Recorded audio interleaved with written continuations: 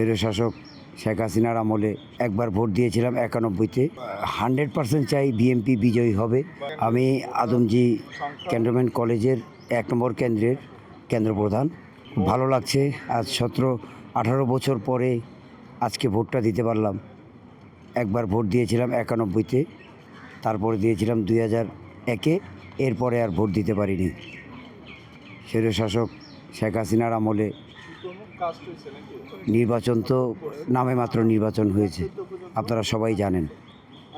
মোটামুটি আইন শৃঙ্খলা যথেষ্ট ভালো এবং ভোটার উপস্থিতি অনেক ভালো, বিগত দিনগুলোর চাইতে যথেষ্ট ভালো পরিমাণে ভোটাররা আসছে, উৎফুল্লভাবে ভোট দিচ্ছেন তাদের পছন্দনীয় প্রার্থীকে। ধন্যবাদ। বিএনপি বিজয় হলে আপনার প্রত্যাশাটা কি একজন নাগরিক হিসেবে? আমি তো 100% চাই বিএনপি বিজয়ী হবে এবং আমাদের ভাগ্য সৌভাগ্য আমরা ঢাকা 17 আসনের ভোটার। প্রত্যাশা কি আপনার 17 আসন বাদ দিয়ে প্রত্যাশাটা কি এই সরকারের কাছে?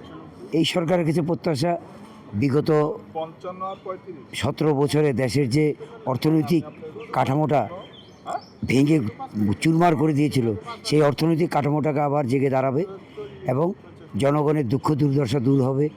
আমার এলাকার, আমি ভাসানডাক থানার ক্যানবোর্ড ওয়ার্ডের সিনিয়র ভাইস প্রেসিডেন্ট। আমার এলাকায় পানির সমস্যা, গ্যাসের সমস্যা, রাস্তাঘাটের সমস্যা।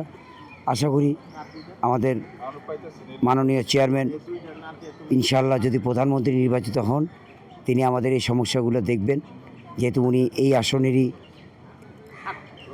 একজন প্রার্থী। আর এই ধন্যবাদ।